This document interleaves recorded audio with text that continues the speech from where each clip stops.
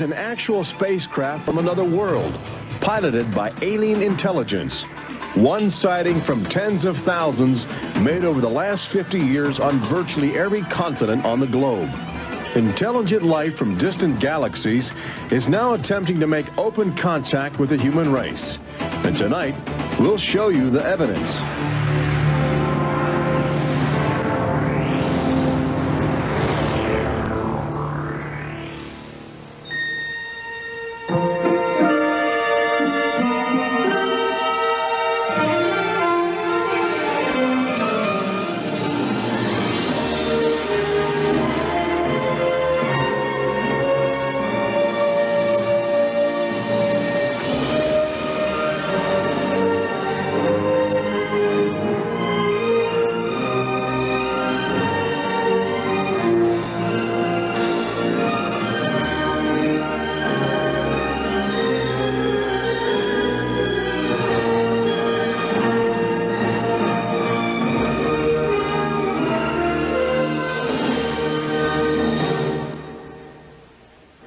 Tonight we celebrate the new Tomorrowland at Walt Disney World in Florida with a television special that's out of this world. Hello, I'm Michael Eisner, head of the Walt Disney Company. In a top-secret military installation somewhere in the United States, there are those who believe that the government is hiding the remains of an alien spacecraft that mysteriously crashed to Earth. With more and more scientific evidence of alien encounters and UFO sightings, the idea of creatures from another planet might not be as far-fetched as we once thought.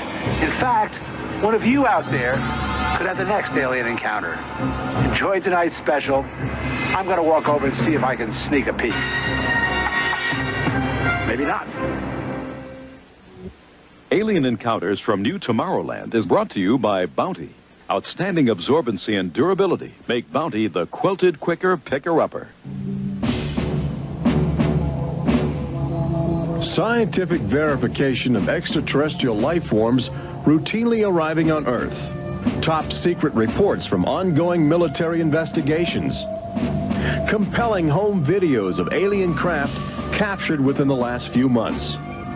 World figures who have gone public with their own extraterrestrial experiences. The shocking history of government misinformation programs designed to prevent widespread panic. And personal accounts of those who have been abducted and studied against their will. It's happened to me, it's happened to my sister, and I believe my mother.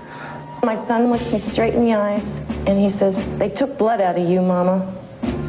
They don't ask permission, they take you. But it's such an incredible secret, nobody wants to believe it. There is valuable scientific data that would prove once and for all that planet Earth is being visited by highly evolved intelligence that is not from this world. Wait a minute. I've had enough. Stop it. From beyond the boundaries of our perceptions, intelligent beings are beckoning mankind to join the galactic community. It's an invitation which is both wondrous and terrifying. This is the nature of alien encounters. Mankind has the unique ability to ignore the obvious, especially when the facts reveal a disturbing truth. We once believed the sun revolved around the earth. When Galileo demonstrated the reverse is true in 1634, he was charged with heresy and placed under house arrest for the last 8 years of his life. The charges were later dropped, 342 years later. Now, as we approach a new millennium, mankind is in the midst of the most profound event in history, actual contact with intelligent life from other planets. For nearly 50 years, officials have been documenting routine alien encounters here on Earth. And thousands of people have seen or experienced this alien presence. Yet many others still refuse to acknowledge the obvious evidence all around them. What is it like to be confronted by a creature whose intelligence and skill is far beyond the comprehension of mankind? Would it be enlightening? Would it be an exercise in terror? Or perhaps both? Here in the new Tomorrowland at the Walt Disney World Resort near Orlando, Florida, these concepts are brought to life as guests experience their own alien encounter, a sensory thriller from Disney and George Lucas. We'll give you a sneak preview later in the show. But first, we must prepare you for the future with some shocking insights from the recent past. Alien ships seem to arrive in waves. And if the last few years are any indication, planet Earth is experiencing a tsunami of sightings.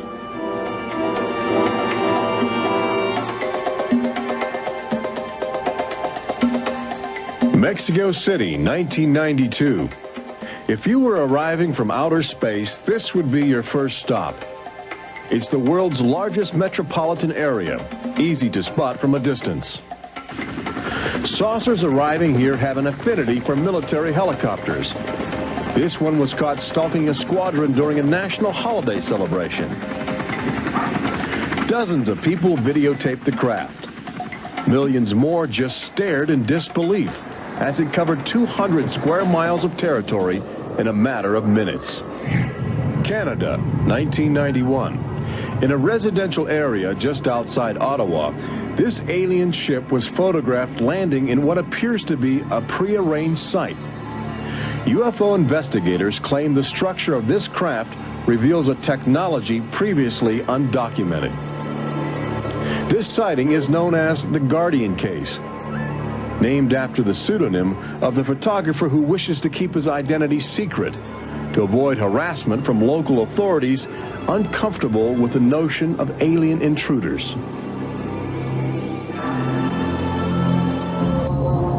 For the last few months of 1994 and lately in 1995, Gulf Breeze, Florida has been ground zero for alien encounters. Especially during the day, extraterrestrial craft have become common ornaments in the uneasy skies. Over those dunes right there. There she is right there. Oh my God. Residents of Gulf Breeze routinely aim their home video cameras at the horizon. More often than not, they capture an astounding alien display. Look, there it is. Right up there. So it looks like an egg on top and an egg on the bottom. You would think these alien sightings would be front page news.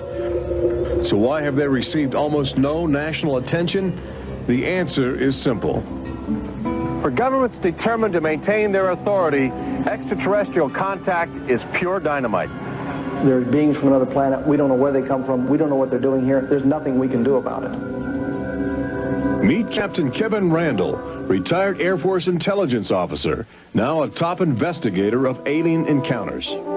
Anytime a technologically superior civilization comes in contact with a technologically inferior civilization, the technologically inferior civilization ceases to exist. Not necessarily through conquest, not necessarily through invasion, but because the technology changes the underlying social structures of that civilization and it disintegrates. Those fears are reflected in a 1960 federally funded study by the Brookings Institution, which warned that public knowledge of alien life could cause civilization to collapse.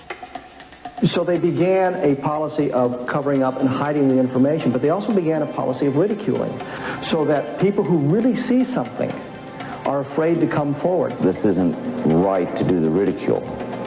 I mean, a lot of people suffer.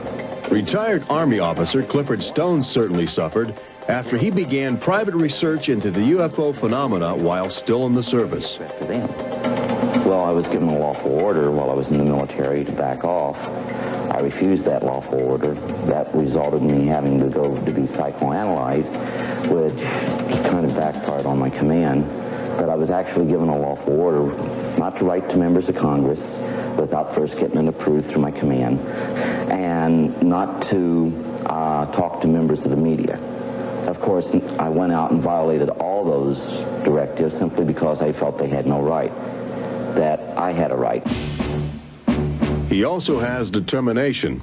This collection of classified government documents represents years of determined effort by Stone to open the UFO files and offer fresh leads to investigators on the trail of the truth.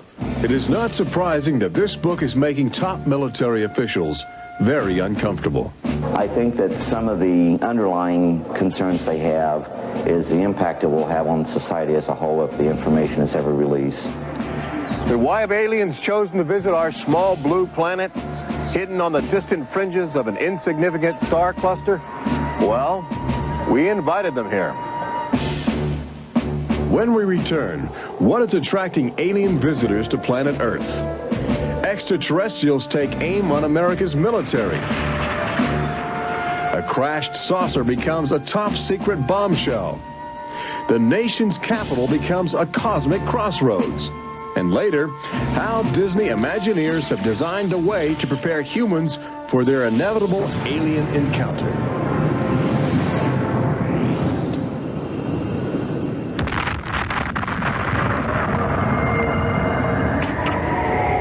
And I looked, and behold, a whirlwind came out of the north, and a fire enfolding itself, and the brightness was about it.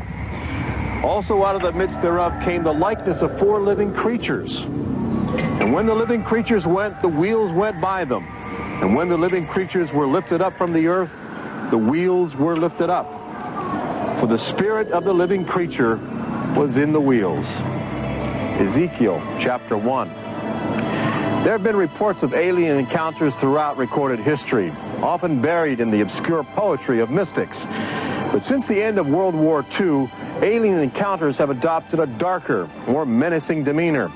No longer just spirited lights dancing in the sky, UFOs turn more brazen, announcing themselves with surprising ferocity. Most alien activity on Earth in this century seems to have been sparked by the single most profound technological achievement in human history.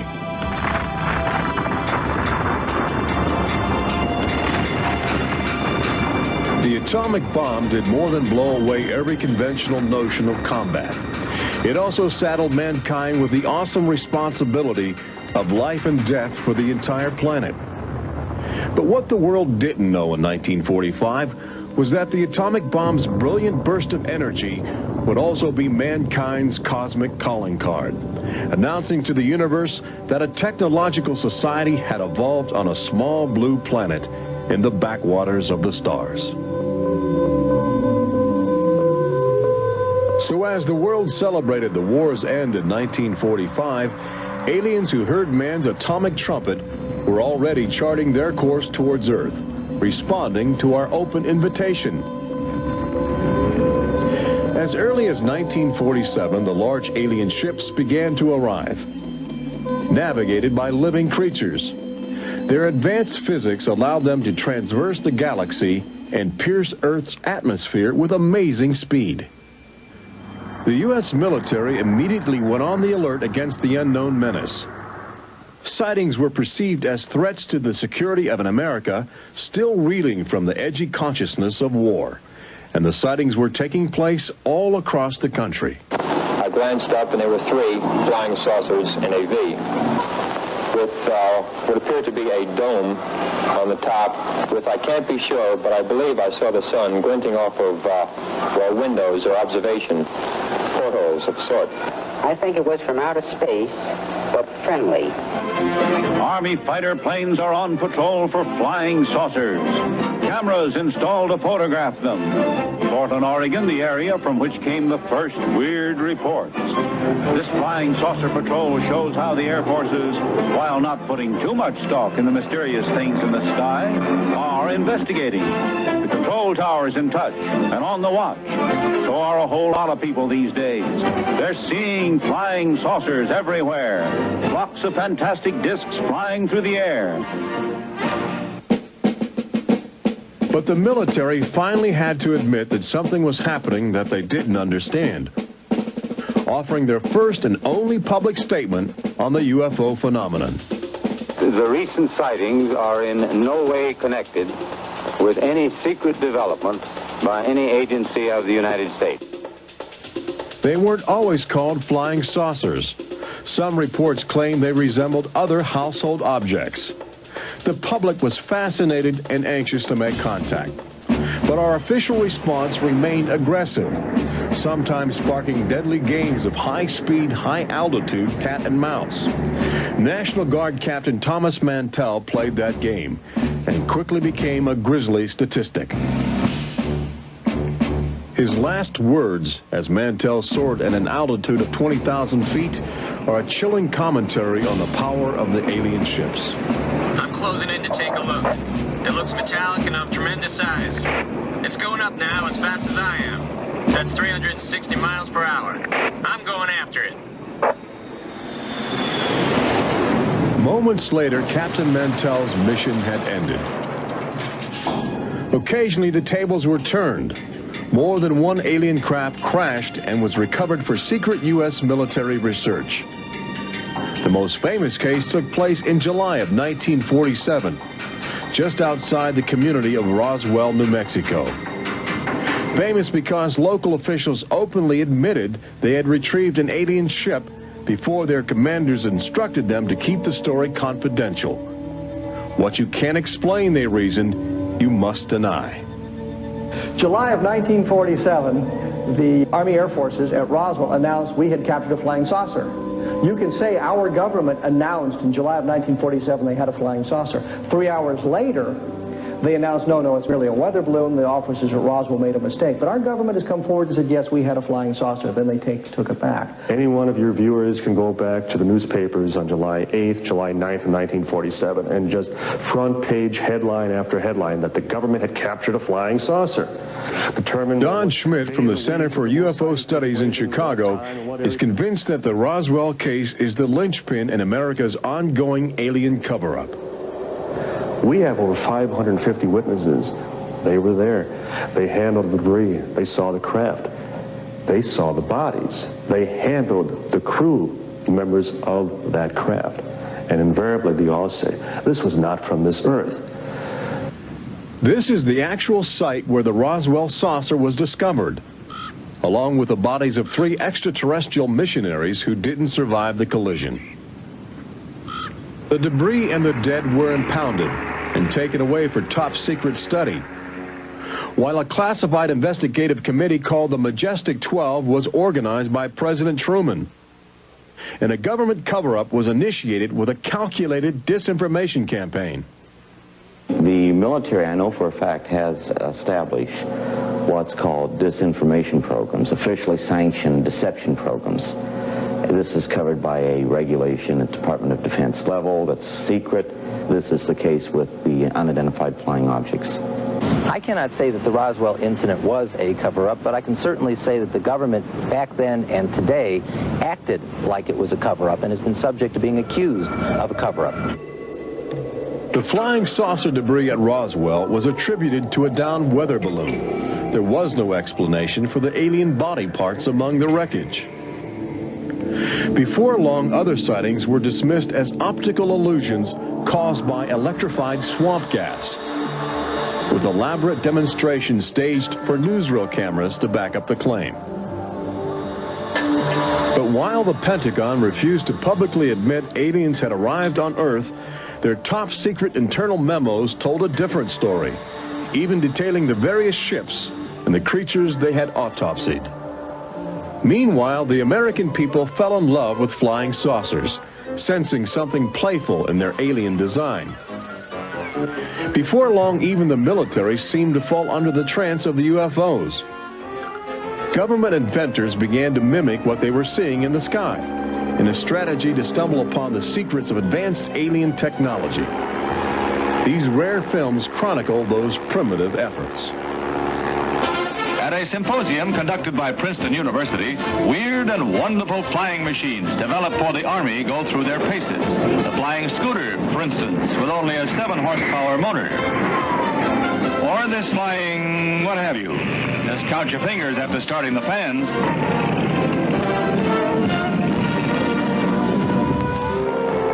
The naive attempts to copy the saucers began to look foolish, especially in July of 1952, when real alien ships were routinely buzzing over Washington, D.C., leading fighter pilots on frustrated chases lasting as long as 6 hours. It was the first time since the War of 1812 that our nation's capital had been successfully invaded by a foreign power. By the early 1960s, UFOs were having a chilling effect on our defense operations.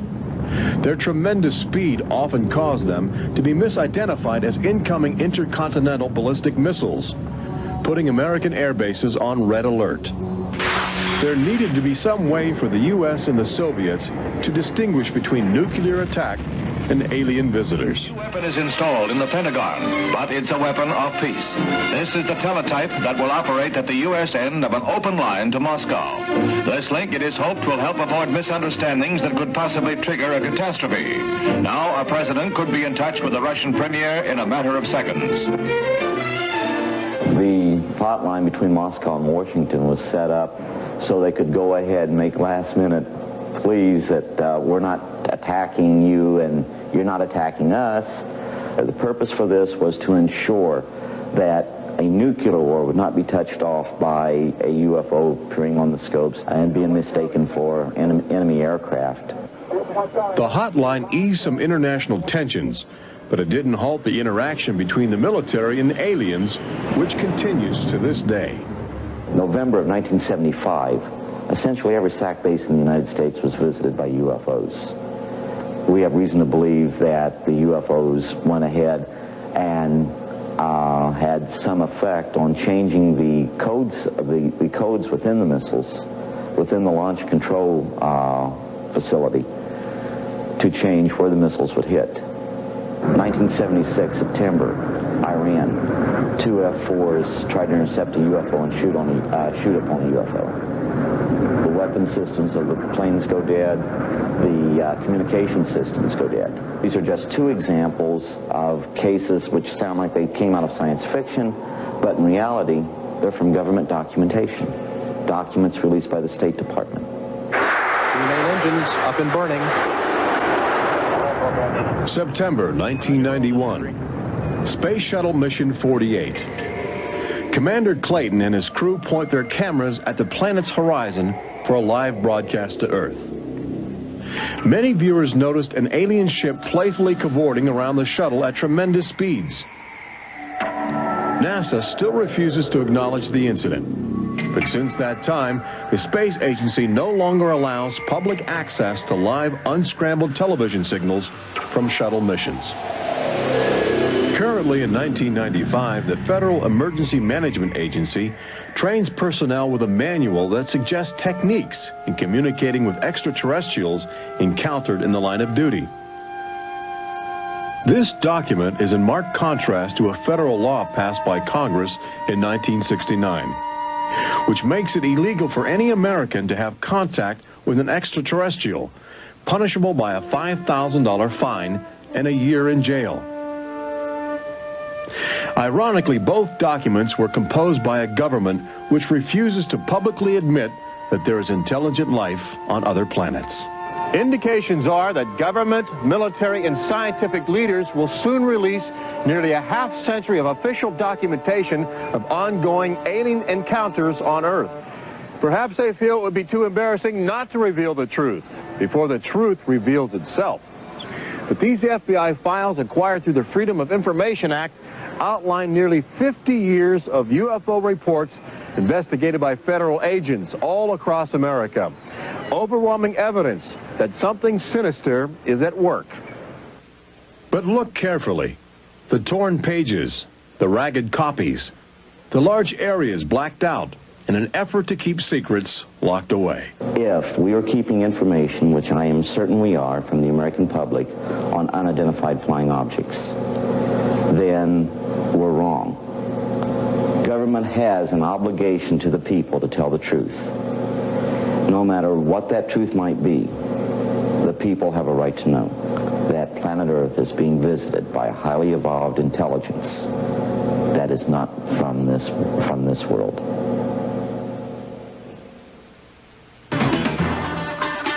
When we return, meet the people who have already experienced disturbing contact with creatures from another world. They don't ask permission, they take you. See how government is monitoring mutant life forms which have already staked their claim on planet Earth. And join Robert Urich on the fringes of the future in Walt Disney World's Magic Kingdom as Disney Imagineers prepare the public for their inevitable alien encounter. Encounters from New Tomorrowland.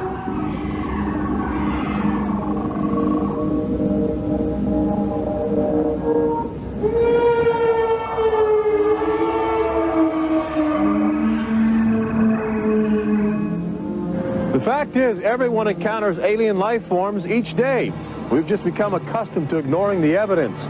We expect the first visitors from outer space to arrive in flying saucers.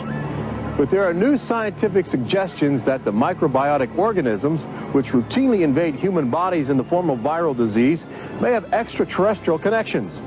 These minute alien life forms may very well be the advanced invasion force, leading the way to test Earth's environment for more complex and determined creatures.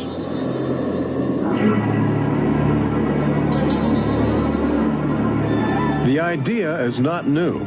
Arrhenius, a Swedish chemist who died in 1927, first proposed the theory of transfermia, the notion that life is universally dispersed, possibly carried by cosmic winds across the vast expanse of the galaxy in the form of viral spores.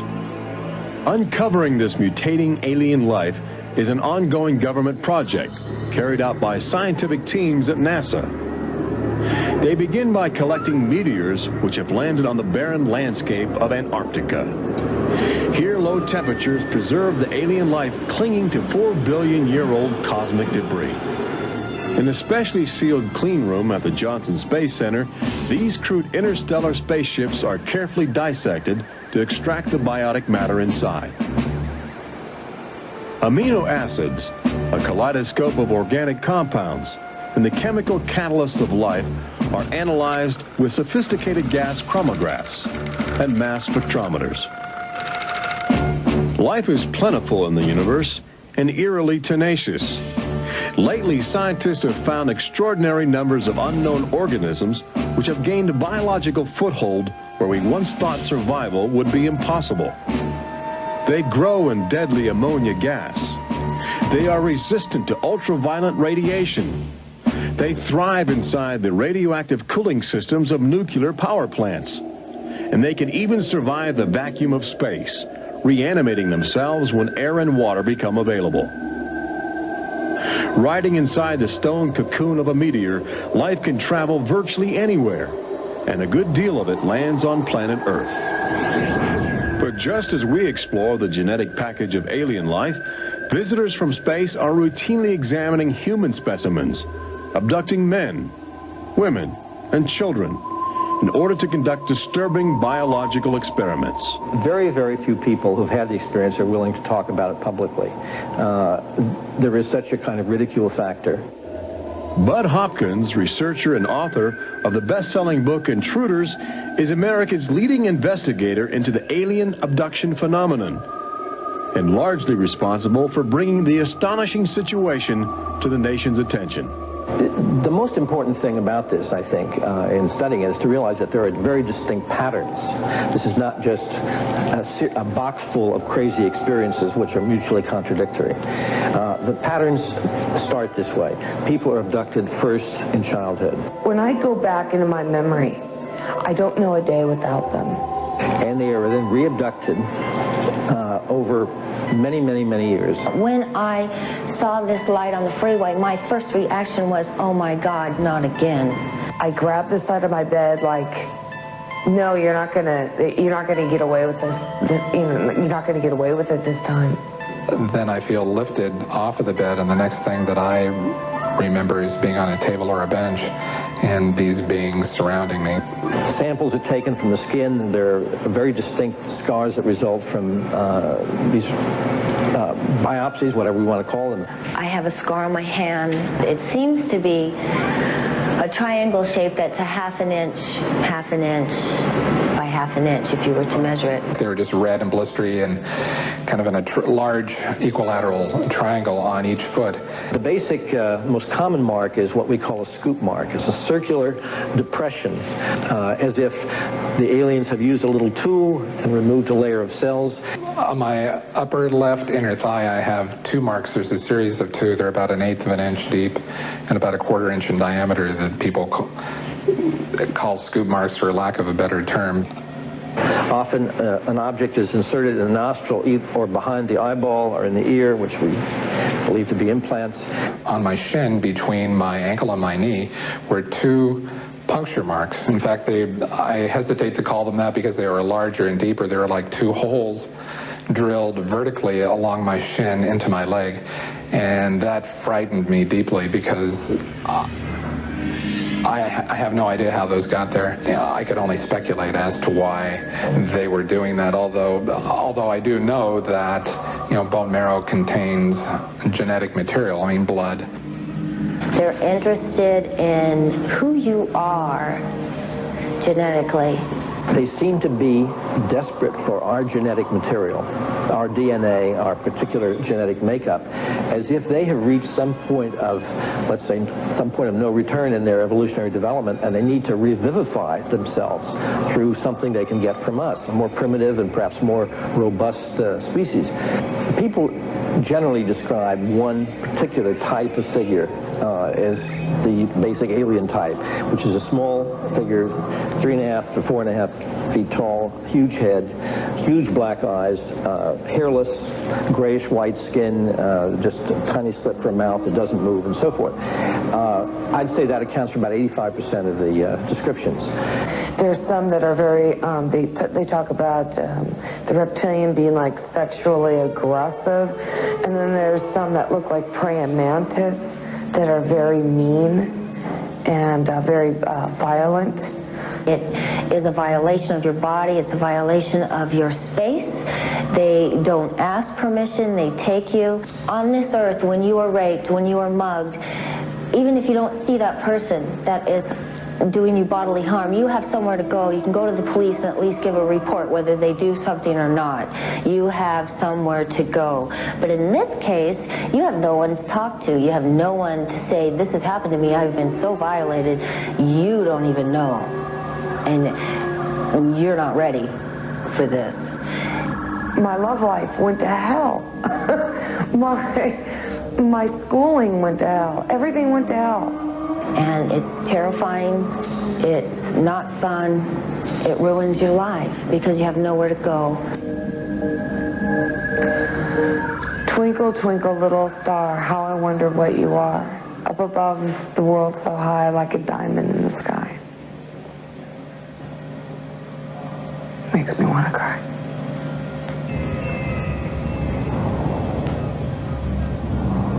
Part of the trauma involved in this is our government telling us that these objects don't exist. And I seem, and other members of my family, and other people seem to have these experiences. It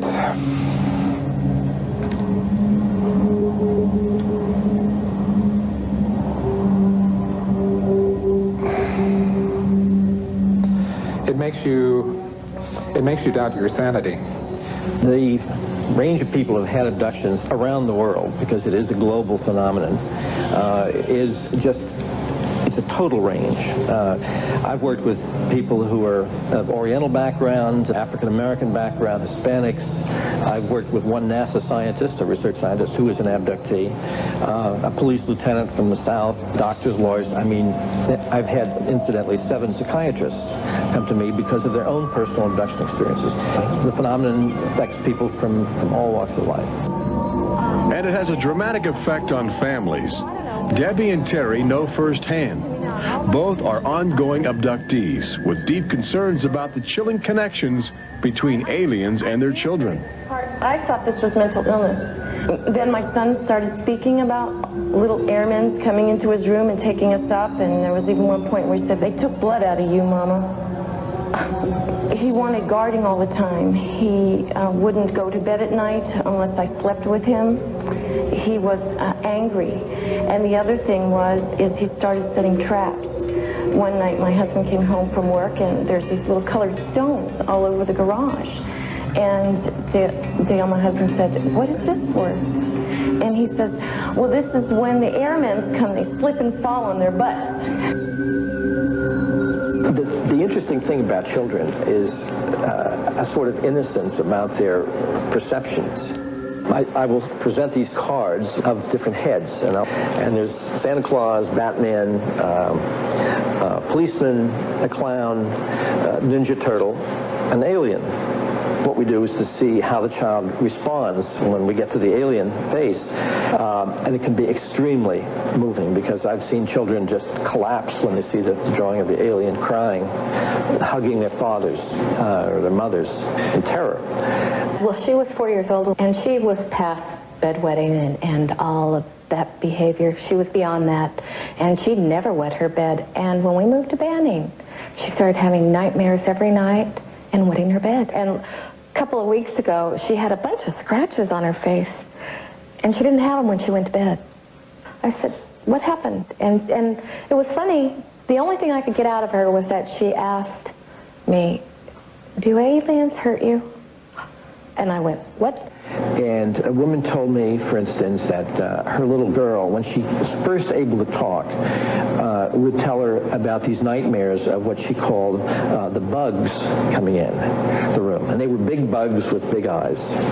And again, there were some physical marks, all the surrounding evidence suggesting abductions. At one point, the mother, a few years later, was getting out of the car with her daughter at a shopping mall, and the Goodyear blimp was coming over. And the little child said, Mommy, look, don't you remember when you and I were up in that thing with the bugs? The last time I had a session, in that session I actually saw Lexi being escorted by two small grays. And it was very upsetting to me. I could not handle the fact that my daughter was being subjected to something that I had no control over. And when I think you have no control over something, that you're so helpless, it's like your child's drowning or something, and you can't save them. I feel like I'm going to go crazy because there isn't anything I could do for my son. I know. One of the most interesting things, too, from a child's point of view, has to do with the fact that communication is telepathic. One little boy drew on some drawings he'd made for me of the aliens. He put on the side of the head, each alien head, a gigantic ear, just one. And his mother said, what's that? And he said, well, Mommy, I know they don't have ears, but I put that there because, you know, they can hear everything you're thinking. When we return, Robert Urich takes you to the new Tomorrowland in Walt Disney World's Magic Kingdom, where Disney Imagineers are creating extraterrestrial excitement, preparing the public for cosmic contact with a virtual alien encounter.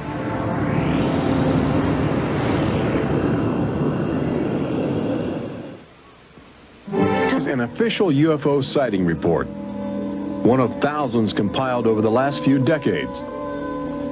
This particular report from October 1969 was filled out by Jimmy Carter. He was still governor of Georgia at the time. He witnessed a luminant object suspended in a twilight sky. Later, when he assumed the office of President of the United States, his staff attempted to explore the availability of official investigations into alien contact. As this internal government memo illustrates, there are some security secrets outside the jurisdiction of the White House. We investigated lights in the sky for over 20 years. We didn't get anywhere. We have over 100,000 cases from over 160 countries in our files at the Center for UFO Studies in Chicago.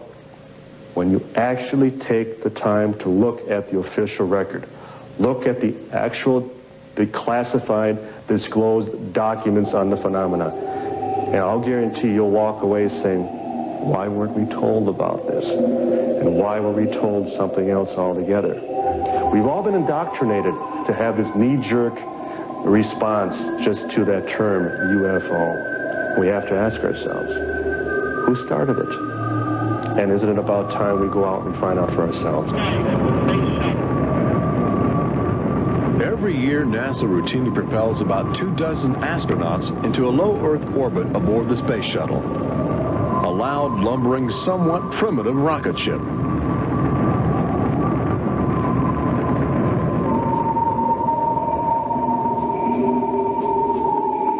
But most Americans will likely explore outer space aboard crafts of alien origin. Statistics indicate a greater probability that you will experience extraterrestrial contact in the next 5 years than the chances that you will win a state lottery. But how do you prepare for such an extraordinary event? Here in the new Tomorrowland at Disney World, scientists and Disney engineers have brought to life a possible scenario that helps acclimate the public to their inevitable alien encounter.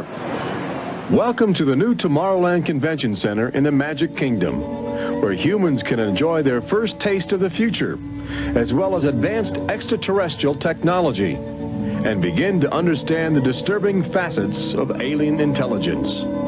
Access Technologies, an interplanetary manufacturing and marketing conglomerate, is one of the first alien firms to take advantage of this showcase facility in New Tomorrowland, introducing humans to technology which promises to seize the future. Today, guests are exploring the concept of teleportation, the ability to transmit solid matter or living creatures across the endless void of space.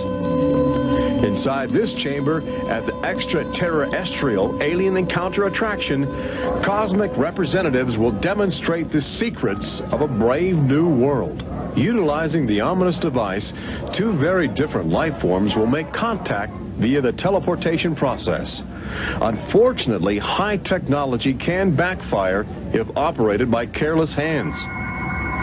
As the seat restraints lock into place and the power generators are activated by anxious extraterrestrials, these happy humans are about to discover a disturbing truth. When science fiction becomes science fact, the results could be terrifying.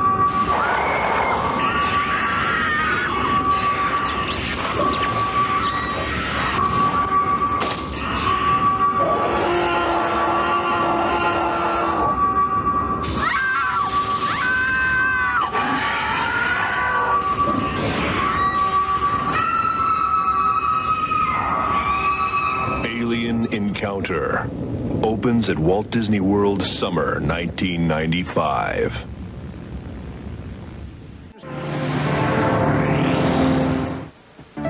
Planet Earth has always been a laboratory for alien life forms which can drop in from space or slowly mutate into bizarre, fleshy organisms at our feet. Understanding the nature of these strange creatures from above and below is the greatest challenge of our age.